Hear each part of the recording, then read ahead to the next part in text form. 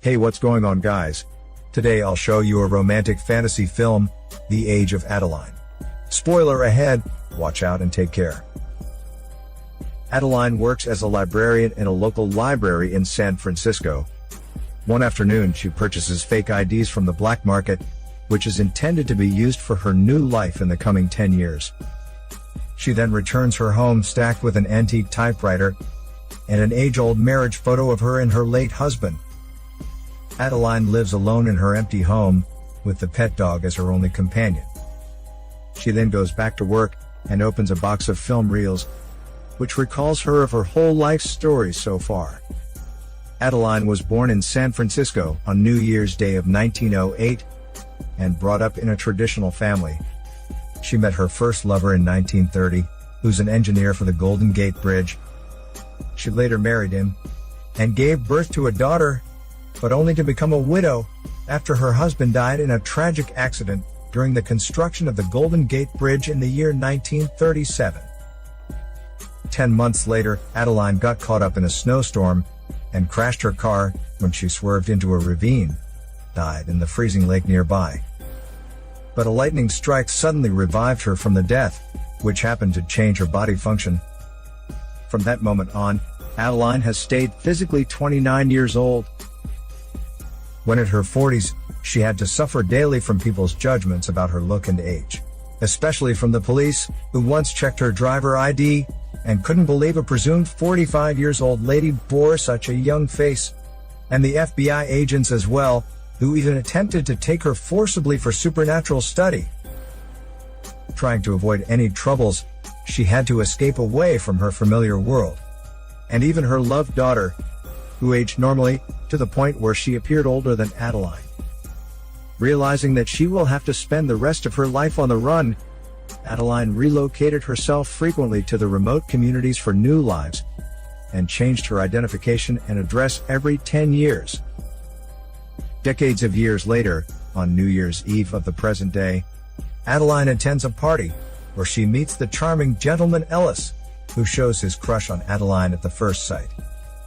He then strikes up a conversation with the leaving Adaline, asks to see her again. But she refuses, knowing she can never fall in love, because she can never have a normal future with someone. The next day for her birthday celebration, Adaline reunites happily with her old-aged daughter, but later feels a little bit lost by her daughter's plan to move to the nursing house due to her high age.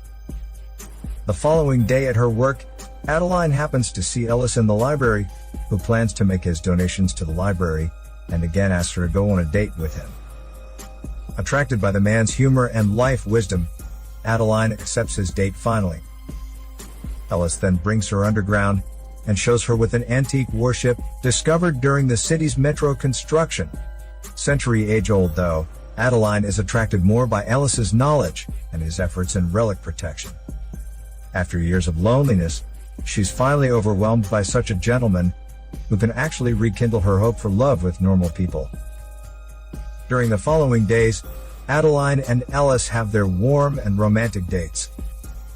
As their relationship grows, they let go of their hormones for the first time, fantastic but fast.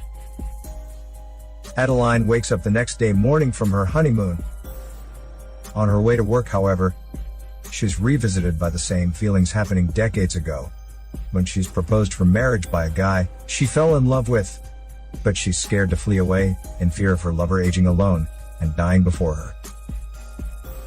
Suffering from the same pains caused by the death of her pet dog, and looking through some old photos of her late family members and old friends, she tries to hide from Ellis, who however becomes worried about her and finds her at her address. Adaline feels upset by this uninvited man and just tells him she's gonna leave the city. Later, Adaline helps her daughter with her moving out to the nursing house.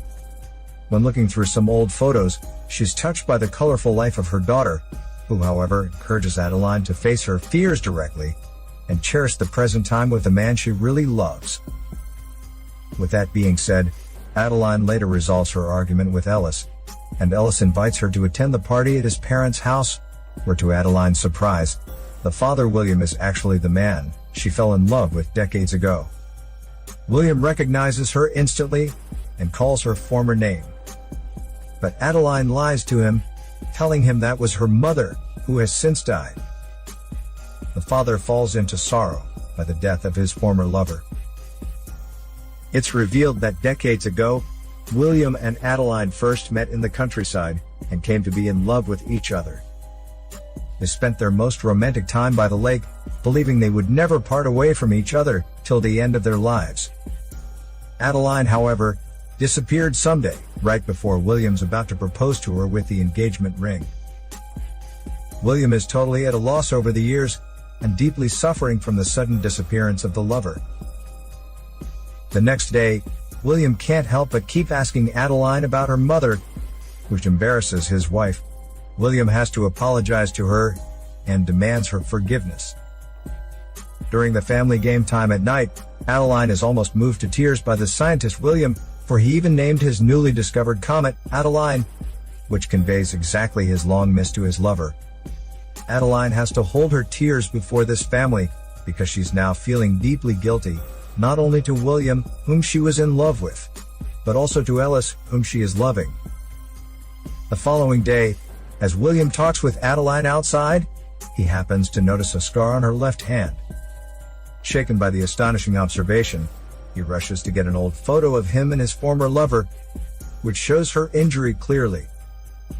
It's shown that Adeline cut her hand while she and William were hiking together decades ago, and he had stitched it up himself.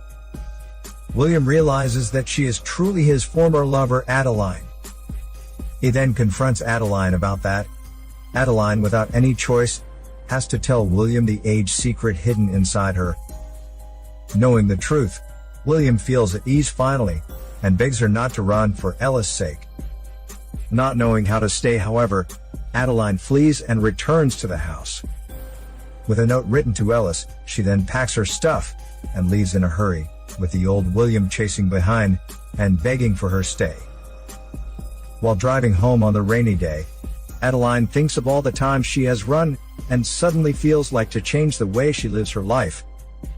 She stops and calls her daughter to tell her she's determined to stop running. As she turns the car around, however, a tow truck plows into her in a hit-and-run accident, leaving her to die, freezing and helpless. Ellis comes for Adeline moments later, trying to bring her back to life, but fails. Fortunately, an ambulance arrives. She is finally revived from the dead by the electric shock of the defibrillator. Adeline is then brought to the hospital for intense care, where she tells Ellis of her 107 years of life, running and always afraid of her identity being discovered. Realizing Adeline has stood up against her fear, the aging daughter feels relieved and tears down for her. At the old couple's 40th anniversary party, William appreciates his wife's devotions to this family over the years. While Adeline, who's leaving for the party, notices something strange in the hallway mirror, her first gray hair, proving that she has begun to age naturally again. It turns out her body has been changed back to normal, thanks to the electric shock of the defibrillator. And the comet Adeline, as predicted by William, eventually pays its close visit to Earth half a century later. This is Daniel CC Movie Channel. Bye.